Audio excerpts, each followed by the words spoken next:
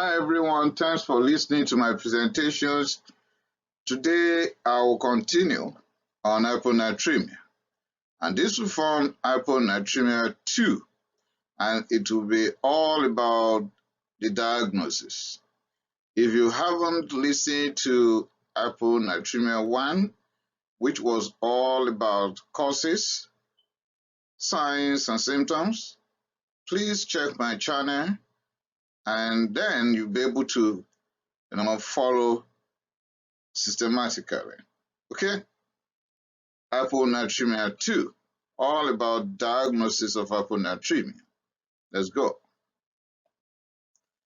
Okay, in the course of this presentation, I'll be going through certain diagnoses, and here I have listed what you are likely going to come across, like hypovolemic hyponatremia, hypervolemic hyponatremia, Isovolemic Hyponatremia, syndrome of inappropriate antidiuretic hormone, Hyperglycemia, induced hyponatremia, Hypotonic Hyponatremia, renal failure, Thiazide induced hyponatremia. Still on the list will be heart failure, liver cirrhosis, cerebral salt wasting, adrenal insufficiency, self-induced water intoxication, psychosis, polydipsia, long-distance race or marathon, street drops, severe hypothyroidism, and reset Osmostat. Diagnosis. Here, to make accurate diagnosis, we will start with a thorough history, physical examination, and of course, laboratory investigations. And we'll be going for the value of sodium and other electrolytes, but specifically, before we can say, oh, this is hyponatremia, it means sodium level will be less than 135 milliequivalent per liter. And of course, we want to know what the value of glucose is. It might be high. Okay, there is what we call corrected sodium. And someone will ask me, what is corrected sodium? Well, mathematically, you can have corrected sodium as measured sodium plus the product of 1.6 times glucose minus 100 divided by 100. Or measured sodium plus 0.016 times glucose minus 100, or sodium in milligram per dl plus glucose in milligram per dl minus 100 divided by 100 for glucose greater than 100. You can pause and go through this. So if you go through a lot of literature, you're going to get different ways to calculate that. So I have brought out 3 here, so you can choose one.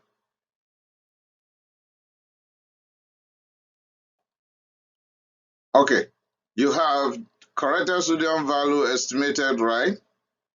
Then, if your value is within normal range, you are likely dealing with hyperglycemia. And your diagnosis here would be hyperglycemia-induced hyponatremia. Okay, you can mark that somewhere. That's number 1 diagnosis. If the corrected sodium or glucose is low, then asked about post-operative condition. For example, if this is post-prostatic or uterine surgery, we need to find out. Then history of mannitol use, that is osmotic diuretic, right? Or intravenous immunoglobulin administration, we need to find out. Okay, if mannitol has been administered or intravenous immunoglobulin has been administered, then we need to measure serum osmolality. If it is low, then the diagnosis here will be hypotonic hyponatremia. Let me explain again.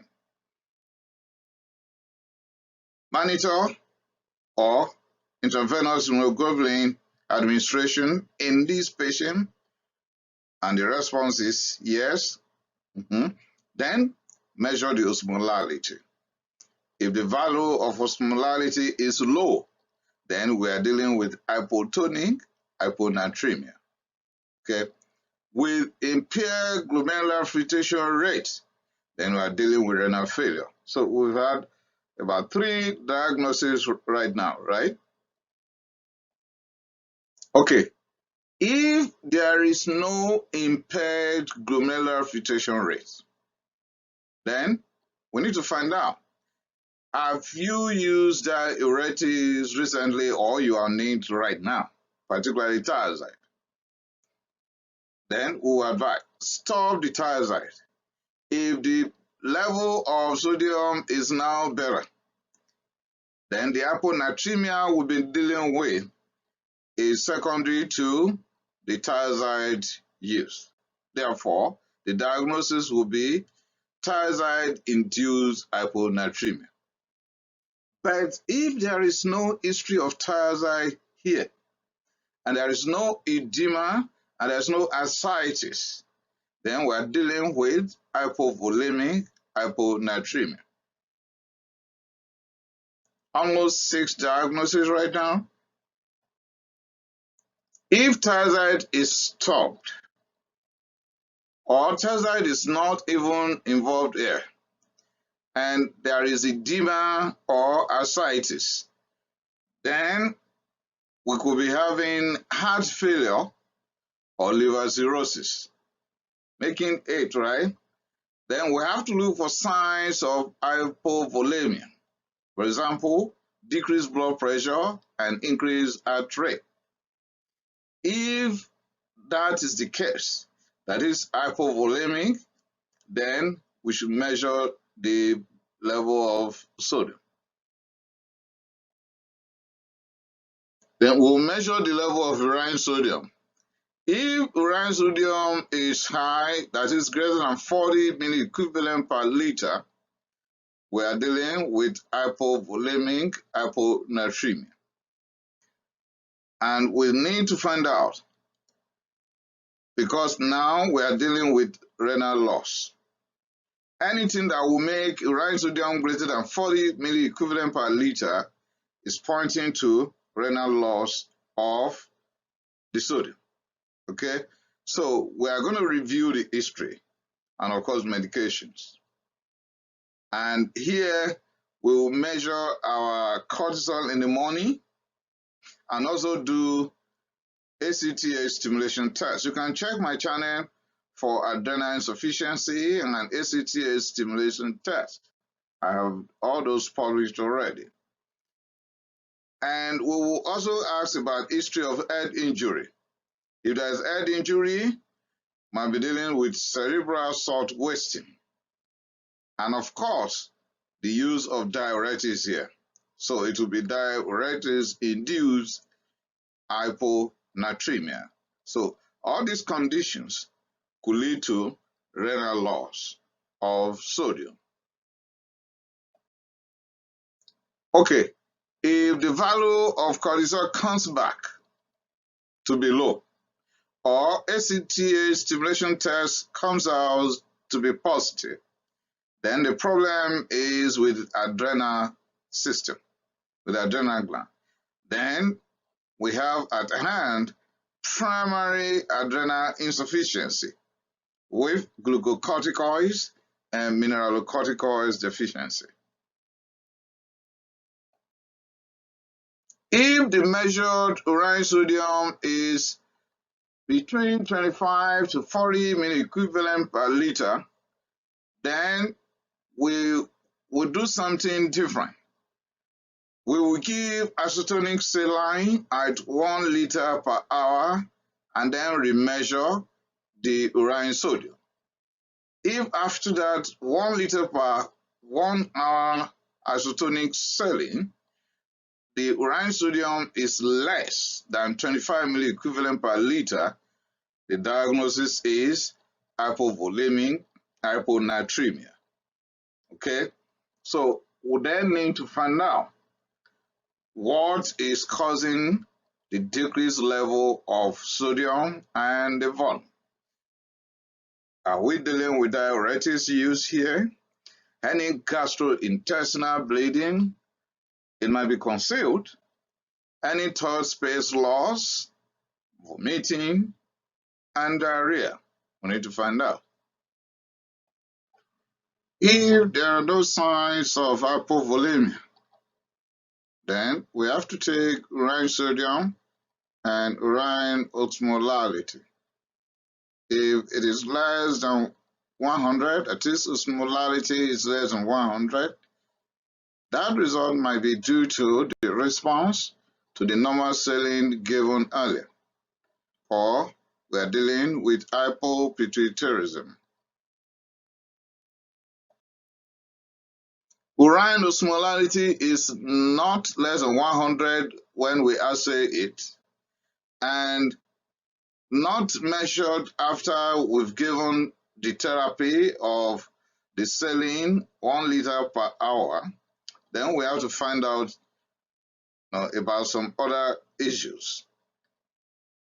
Ask this patient, any quick water consumption?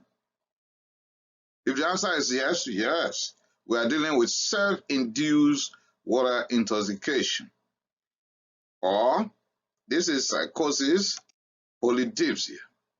Or this person has engaged in long race, for example, marathon.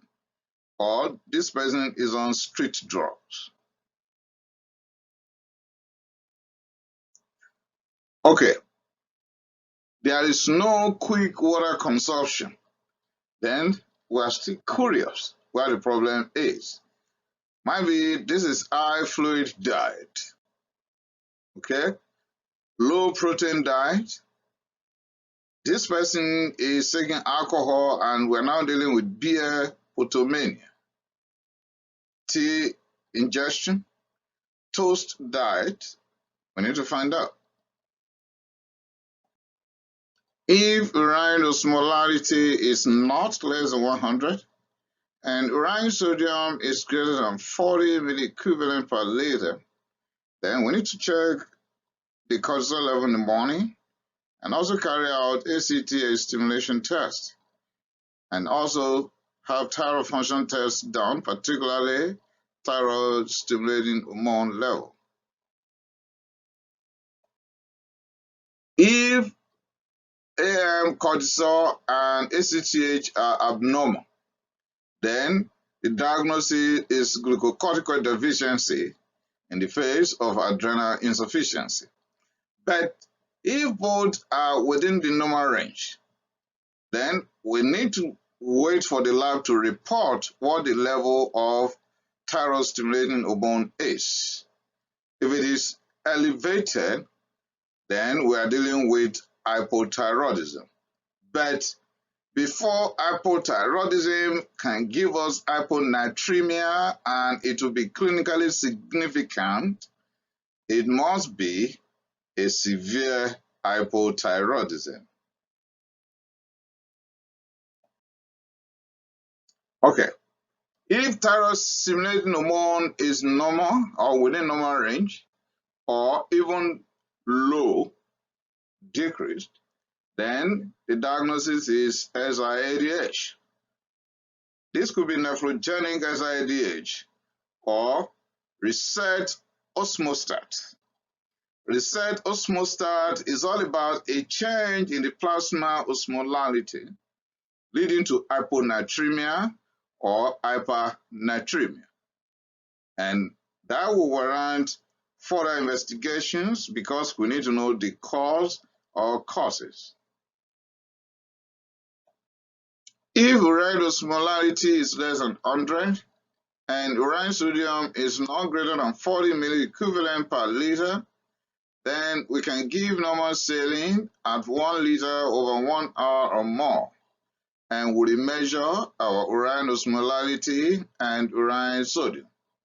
if higher values are not obtained, which means if urine osmolarity is still less than 100 and urine sodium is less than 40 milliequivalent per liter, then our final diagnosis there is hypovolemic hyponatremia.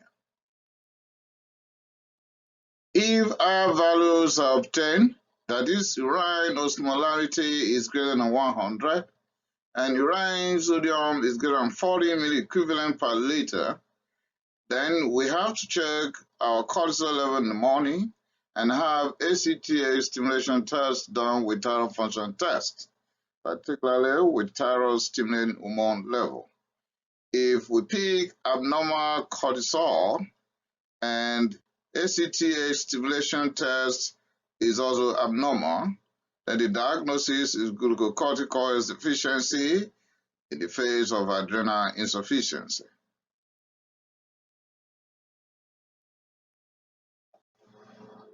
If the result comes back and the cortisol level and ACTH stimulation test results are within normal range, we have to wait for the result of thyroid function test. If that comes back to give us a raised thyroid stimulating hormone level, then we are dealing with hypothyroidism.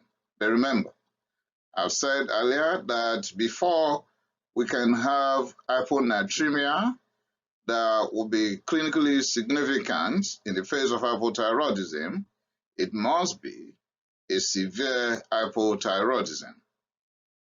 But if the thyroid stimulating hormone level is not raised, then severe hypothyroidism is ruled out because subclinical hypothyroidism cannot give us hyponatremia that will be significantly and clinically important. So, TSH that is not raised here will be pointing to SIADH and reset Osmostat. And we have to look for the cause and causes. And with that, I've come to the end of this very presentation. The next presentation will be on hyponatremia treatment. That will be very important, just as the previous one and this one are both important when it comes to hyponatremia. The treatment is equally important. As a matter of fact, I think the treatment is even more important. Okay? Thanks for listening. Remember to share, remember to subscribe, and you are free to leave comments on my channel. I appreciate that.